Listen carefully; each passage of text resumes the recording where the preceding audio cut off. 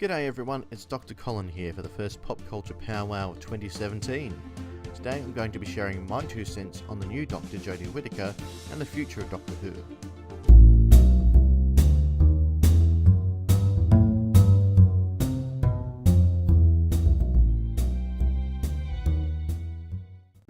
No doubt by now you've seen the news and the inevitable collective dummy spit. Considering those overwhelmingly negative reactions to even mentioning the possibility of a female doctor brought up in the past, you'd have to be a complete moron not to have expected this response from a very vocal part of the internet. It's a situation that was never going to result in happiness either way. If they did cast a male doctor, the BBC would be accused of perpetuating patriarchy. If they did anything else, they'd be attacked for pandering or tokenism, and they have. So they didn't have any option other than to upset people. For those that can't stand the idea that their hero is going to be changing in such a fundamental way, it probably feels like something you love has been taken away from you for no good reason to be given to people that aren't really interested in it except that they saw you enjoying it and that was unacceptable to them. For those that love the idea simply because it's a woman in the role, it probably feels extremely exciting because finally, after years of agitation and petitioning for one of the most famous male lead characters to be female, it has finally happened. And that can only be a good thing because it means females are given a voice. And for those like myself who aren't interested in the politics of gender or sex or whatever in pop culture, as long as the casting works for the production and the character, the whole bloody nonsense is absurd and upsetting because we should be talking about the actress who's been given this wonderful role of a lifetime, and how exciting it will be to see where this new era of the show takes things. Instead, every conversation on this topic is hijacked by gender politics, and it's very discouraging, but that's the reality of pop culture in 2017. Oh no. Oh no. That's not me at all. So what are my thoughts on the actual casting? I'm very keen to see more.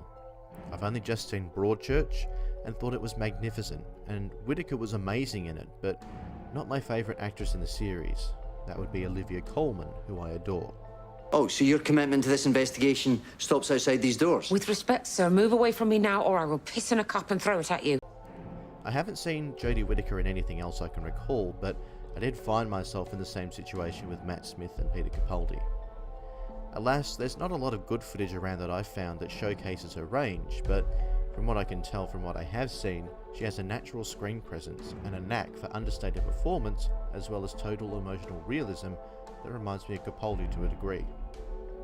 When I saw Capaldi in press interviews and assorted clips of his work from across his career, I immediately knew he was going to be awesome, and I feel really vindicated that he's really made the role his own and created something really special very quickly, becoming one of my favourites.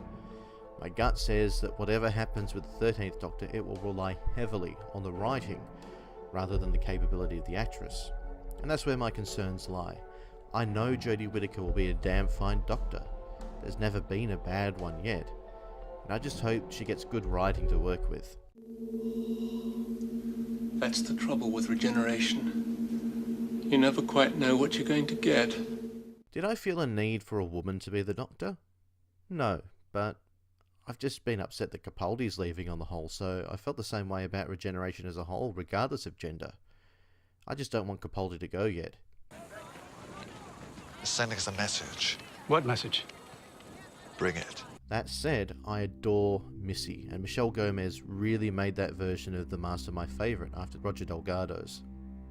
We picked up your distress call, and here we are to help, like awesome heroes. Sidney Newman, the man who came up with the original concept of Doctor Who, was one of the first to recommend a female Doctor, and as early as the end of Tom Baker's era, we had rumours a woman would be cast. The responses to this notion then were nowhere near as toxic, and that's probably down to the lack of politics behind the idea at the time. The concept of the Doctor being a woman was not motivated by feminism or any desire to level the playing field. It was just an interesting concept to explore for a character that can change their entire body and become a new person. And being a fan of the classic series first, it didn't bother me that the idea had been raised again in the new run. What are you doing in that body? Regenerating, do you like it? But you can't wear that body. I thought it looked very nice on the princess. My concern is that they made Chris Dinosaurs on a Spaceship Chibnall the showrunner. None of the episodes Chibnall has written for the show demonstrate, in my opinion, a sound understanding of how to write well for the show. There's a sort of superficiality to the stories that leaves one quite dissatisfied afterwards, and that's my big worry. How do you start a Triceratops? There they are. I know, I saw them before you. Hang on a minute. Tracy, fetch.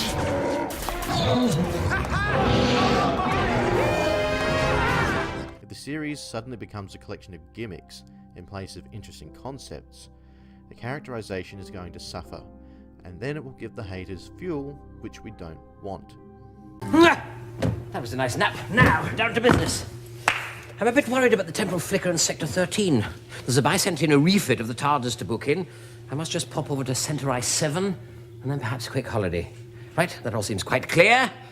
Just 3 small points. Where am I? Who am I? And who are you? The most recent series has been the best since Eccleston's because it felt like everything had a purpose, and the characters were written really well. Most of the time, it is still Moffat we're talking about. Why aren't we home? Can't you steer this thing? I told you don't steer the TARDIS, you reason with it. How? Unsuccessfully most of the time. She's a bad girl. If Chibnall can convert his excellent writing as showcased in Broadchurch to his writing and show running for Doctor Who, then I don't think there's any cause for alarm. A new body is like a new house. Takes a little bit of time to settle in. As for the physiognomy, well, nothing's perfect. So in the end, what we need to look at is that things change, and change isn't always a bad thing, and change may not always seem right or necessary at the time, but it's the one constant in the universe, and rigidity of thinking is the worst way to respond. That's what regeneration in Doctor Who has come to signify. When Capaldi stumbles out of the TARDIS growling, "I won't change," then sees his first incarnation appear out of the snow at the end of the series, we're reminded that change is necessary for survival. If nobody had seriously considered casting a replacement for William Hartnell in 1966, Doctor Who would not be around now. Change is growth, like the proverbial lobster shedding its shell. Just remember that there were people that stopped watching Doctor Who after John Pertwee left in 1974 because they thought Tom Baker was too silly. So, welcome Doctor 13, and good luck. I'll leave the last word to my favourite Doctor. Change, my dear. And it seems not a moment too soon.